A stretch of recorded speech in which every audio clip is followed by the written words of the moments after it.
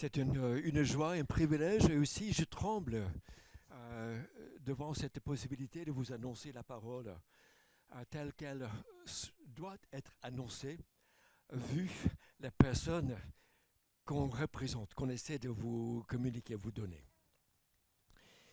Pour que le Dieu d'amour demeure en nous et nous en lui. Emmanuel, Dieu avec nous, Jésus, Sauveur. Et c'est là où nous souhaitons comprendre et vivre. Parce que tout cela émane de Dieu. C'est lui qui veut être votre Emmanuel. C'est lui qui veut être avec nous pour nous sauver, comme nous le verrons. Donc, je demeurerai au milieu d'eux, je serai leur Dieu. Une promesse qui remonte. C'est une promesse donc que depuis l'Exode, et même avant, pour Abraham, Dieu a dit, je veux un peuple et je veux être parmi eux. Emmanuel, c'est ça qui est écrit. Sauf que pour nous, c'est encore plus intime. Regarde ce que disent les Écritures. Dieu d'amour demeure en lui. C'est pas parmi. C'est pas quelque part parmi nous. C'est en nous. Personnellement, intimement, pour chacun qui le comprend, qui le reçoit. Et c'est pourquoi notre cœur libre peut chanter parce que nous le connaissons, ce Dieu qui vient, pas simplement il y a 2000 ans, ou au temps d'Abraham ou de l'Exode. Voici la promesse. Je vous purifierai. Je vous donnerai un cœur nouveau. Je retirerai le cœur de pierre et je vous le donnerai un cœur de chair. C'est mon esprit que je mettrai en vous et ainsi je vous ferai suivre mes prescriptions. Remarquable. Un Dieu qui avait dit donc, il y a 6 siècles avant Jésus-Christ, qu'il ferait le nécessaire. C'est lui qui donnerait son esprit, un cœur nouveau. Il enlèverait un cœur de pierre, insensible, qui ne le comprend pas, qui ne le veut pas. Il donnerait un cœur de chair, humain. On devient avec Dieu pleinement et plus humain, comme pour ressembler à son Fils. Et il dit, je mettrai mon esprit en vous. Je vous donnerai mon esprit pour que vous suiviez mes prescriptions. Alors, naturellement, ce n'est pas notre truc. On n'arrive pas vraiment à suivre Dieu. Nos cœurs naturels est inclin de se rebeller contre lui. Mais quand il dit, je vous purifierai, je vous donnerai un cœur nouveau, je mettrai mon esprit en vous, et je vous ferai volontiers suivre, m'aimer, pour marcher dans mes voies, ça c'est un miracle. C'est Dieu avec nous. C'est Dieu qui change vraiment notre existence. Et à cause de ce miracle, vous serez mon peuple. Et moi, je serai votre Dieu. Avec vous et en vous, pour continuer, où que vous soyez, c'est lui qui s'en charge. Et c'est un miracle permanent qui continue de cette présence avec nous. Alors, dans le texte 1 Jean, chapitre 4, versets 13 et 16, c'est écrit « Pour que le Dieu d'amour demeure en nous et nous en lui », 3 bénédictions, 3 choses, 3 critères, 3 évidences. Premièrement, il nous donne de son esprit, c'est un cadeau, c'est lui-même, paf. De 2, nous connaissons Jésus, Fils de Dieu, Sauveur. Nous le connaissons personnellement. Je le reconnais pour qui il est. Pour moi, il devient mon sauveur, il devient mon frère, mon ami. Et nous vivons ensemble avec le Dieu d'amour. Donc Dieu nous donne son esprit. Premièrement, c'est quoi son esprit? L'apôtre Jean nous dit que c'est une semence qui fait naître de Dieu. Alors, sans naître, on est mort spirituellement. On ne connaît pas Dieu, on ne l'entend pas, on ne connaît pas. C'est impossible. On est dans ce monde mort spirituellement. Chacun, il n'y a pas d'exception. Et donc, vis-à-vis de Dieu, on ne le connaît pas au départ. Il faut que Dieu lui-même vienne. Et c'est ça le miracle de Christ. C'est que lui-même, Dieu naît sur terre, mais Dieu aussi, il vient nous donner une vie nouvelle de sa personne pour que nous-mêmes, nous vivions en lui et par lui. Donc, la semence fait naître de Dieu, c'est Dieu lui-même qui se donne à nous. Ça, c'est le plus merveilleux. C'est un Dieu qui veut être avec nous et parmi nous et qui se donne de par son esprit pour vivre. Il incline nos cœurs, il nous change afin que nous-mêmes nous puissions vouloir l'aimer. Sinon, les hommes et les femmes et les enfants morts n'aiment pas, ne se tournent pas, n'écoutent pas, n'obéissent pas. Se rebellent. C'est notre état naturel. De deux, l'esprit donc est un esprit de vérité. C'est lui qui ouvre notre intelligence et qui nous permet de nous tourner vers Dieu. C'est lui qui vient nous chercher dans l'amour pour que nous-mêmes nous puissions nous poser les questions: pourquoi suis-je sur terre? Où irai-je?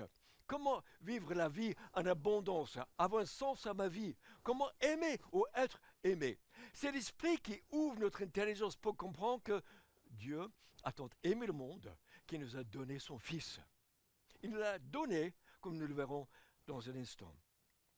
Et puis de trois, l'esprit est une onction, comme une sainteté qu'il verse sur son peuple pour que nous-mêmes nous puissions marcher dans ses voies.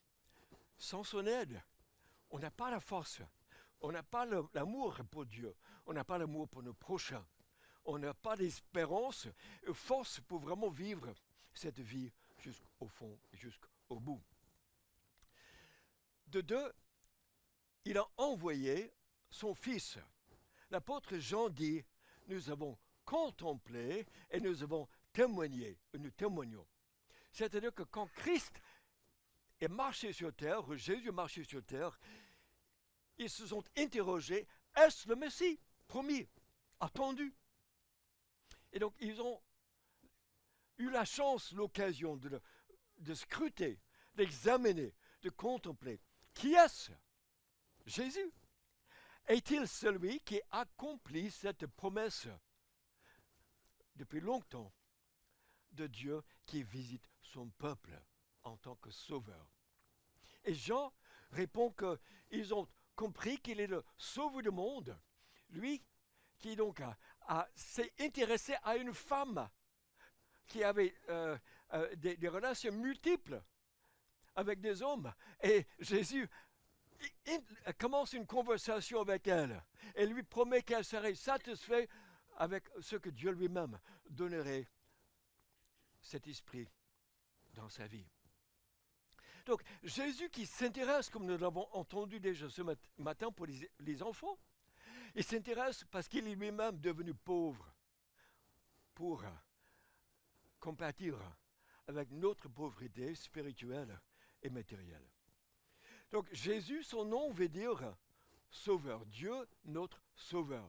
Alors, le mot sauver dans la Bible peut être sauver de la mort, sauver de la maladie, mais ici, c'est sauver de quelque chose d'encore plus périlleux, plus difficile.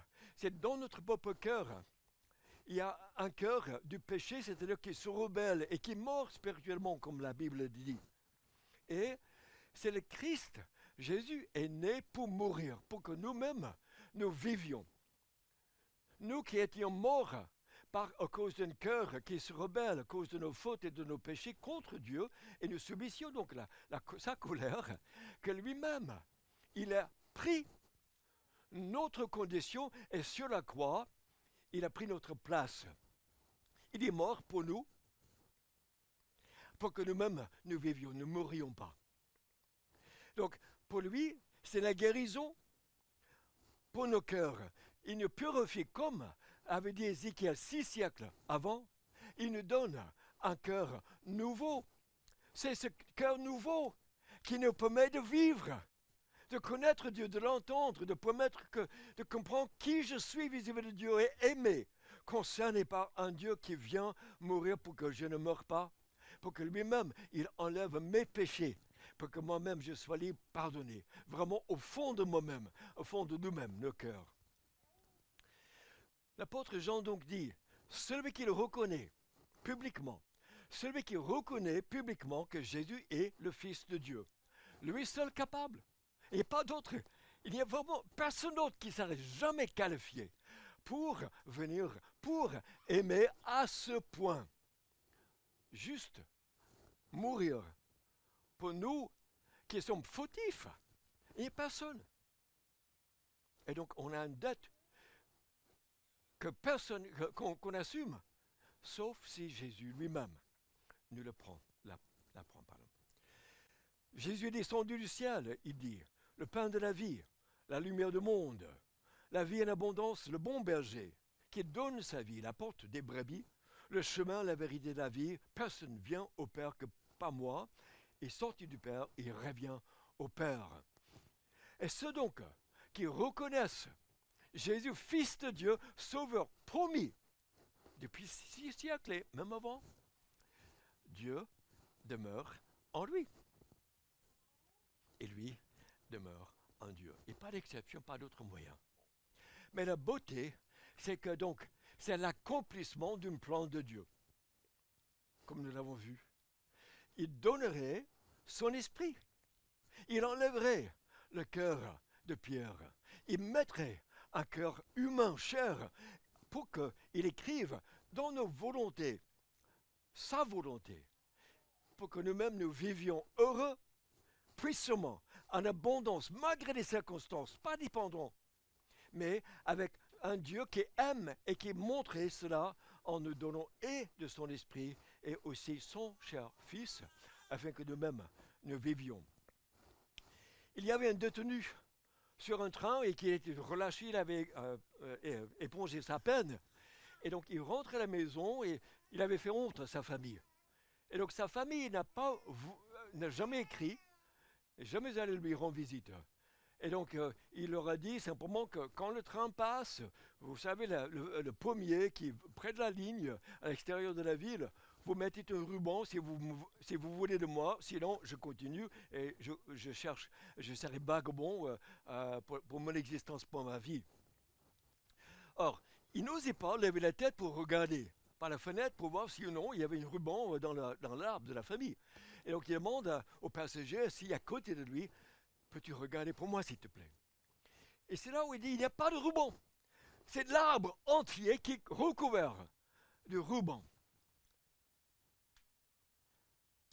Dieu nous a tant aimés, vous a tant aimés, qu'il a donné son Fils unique, qui était éternellement avec lui, qui jouissait à jamais de son plaisir, de sa joie, de sa compagnie, afin que nous-mêmes, nous puissions venir vivre avec lui et être son peuple.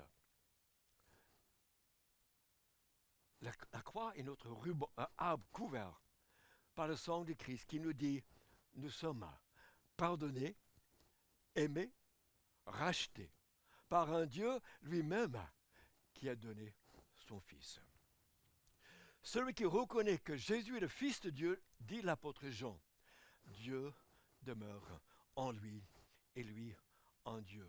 C'est-à-dire qu'une fois qu'on déclare publiquement, ce n'est pas une petite oui peut-être, c'est que j'en suis convaincu, c'est l'Esprit de Dieu qui l'écrit dans ma vie, dans mon cœur. Je le sais absolument, c'est lui qui est venu pour moi. Et je suis pardonné, je lui appartiens, et ma vie lui appartient, et il me donne son esprit. Pourquoi? Je sais, parce que ma vie a changé. Je commence à aimer ses voies, je commence à marcher dans ses voies. Alors, Dieu demeure, c'est la présence, le signe d'un Dieu qui demeure en nous, afin que nous-mêmes, nous demeurions avec lui. Et ça, pour l'éternité. Sans cela, nous n'appartenons pas à Dieu. Nous sommes morts spirituellement, ce que dit l'apôtre Jean. Quand nous venons à Dieu, l'apôtre Jean dit Dieu est amour. Il le répète 2 fois dans son épître. Alors, si on avait dit simplement Dieu est amour comme ça peut être une petite phrase philosophique, gentillot, mais c'est plus que ça. Dieu a dit et Dieu a fait. Il a donné un homme hors pair, incomparable, l'accomplissement sûr et certain de ses promesses, et de surcroît, il a pris nos fautes, le péché de ce monde sur lui-même. Il les a appropriées afin que lui-même il meure et nos fautes avec, et que nous connaissions à ce point l'amour de Dieu. L'apôtre Jean nous dit, cet amour consiste non pas dans le fait que nous avons aimé Dieu, mais que le fait que Dieu nous a aimés. Comment on le sait? Il a envoyé son Fils comme victime expiatoire. Il est mort. Il est mort à notre place. Par amour. Alors là, si vous ne savez pas si Dieu vous aime, nous vous recommandons de nous tourner vers le Christ, jusqu'à ce qu'on comprenne, nous contemplions, comme ont fait les apôtres, pour voir que ce Dieu, il a donné son Fils pour moi, pour mes fautes, afin de me récupérer, de nous récupérer, et ça pour déclarer que nous sommes ses enfants, aimés à un grand prix, rachetés pour lui. Donc Dieu est amour, un amour éternel. Nous jouissons donc de cet amour qu'avait le Père pour le Fils depuis l'éternité. Il nous invite à y participer. Un amour abondant. Il a créé la vie, le monde. Il est amour sacrificiel aussi qui envoie son Fils pour mourir. Alors moi, pour nos fautes, afin de nous pardonner, il est un amour proactif. Pas attendu que nous lui demandions, il est venu. Parce que c'est lui qui est amour fort, un amour qui ne craint pas nos difficultés, qui a un amour qui vient de nos difficultés pour nous sauver. Et finalement, c'est un amour vivace. Nous vivons par lui. C'est-à-dire, il se donne, il continue à se donner, à nous purifier. Alors Martin Luther, le réformateur, a dit, ce sont des paroles simples, Dieu est amour, mais qui exigent la foi à un plus haut niveau. Car notre amour pour Dieu se traduit par l'amour qu'on manifeste envers les autres et vice-versa. C'est indissociable. Ainsi, Jésus montre clairement qu'il ne perçoit pas l'amour agapé comme un simple sentiment qu'on éprouve pour quelqu'un, comme dans cette fameuse déclaration « Je suis tombé amoureux ». Pour Jésus, l'amour est synonyme d'action. C'est le choix qu'on fait de rechercher le bien-être d'autres personnes que soi. Jésus a également enseigné que le véritable amour pour Dieu et les autres consiste à rechercher le bien-être des autres sans rien attendre en retour, notamment de la part de ceux qui sont en difficulté et ne peuvent vous le rendre même s'ils le voulaient. Pour Jésus, ce genre d'amour désintéressé reflète le cœur même de Dieu. Et il a poussé un peu plus loin en disant que la preuve suprême de l'amour authentique réside dans le bon traitement qu'on accorde à une personne qui n'est pas aimable. Ou, selon ses propres termes, aimez vos ennemis, faites-leur du bien et prêtez sans rien attendre en retour. Pour Jésus, ce genre d'amour qui prend en compte son ennemi reflète le caractère même de Dieu. Jésus ne serait plus mentionné aujourd'hui s'il s'était contenté de prononcer des paroles comme « aimez vos ennemis ». Mais c'est ainsi qu'il a vécu. De manière pratique et tangible, Jésus faisait de l'aide et du service envers ceux qui l'entouraient son mode de vie. Et il allait constamment vers les pauvres et les personnes en souffrance, aidant ceux qui ne pouvaient pas le lui rendre. Il a démontré de l'amour pour les laisser pour compte et les oubliés de la société. Et quand Jésus s'est finalement rendu à Jérusalem, il s'est fait l'ennemi des chefs de son peuple en les taxant d'hypocrisie et de corruption. Mais au lieu d'attaquer ses ennemis pour les renverser, il s'est livré à la mort. Jésus est mort pour l'égoïsme et la corruption de ses ennemis, tout ça par amour pour eux. Après le matin de Pâques, Jésus puis ses disciples ont affirmé que la vie, la mort et la résurrection de Jésus étaient la manifestation de la puissance de l'amour de Dieu pour le monde. Avoir la foi, c'est aussi croire qu'au centre de l'univers se trouve un être débordant d'amour pour son monde. En d'autres termes, l'homme est appelé à recevoir l'amour qu'il a reçu de Jésus pour le transmettre à son tour aux autres, créant ainsi un écosystème d'amour par le don de soi et centré sur les autres.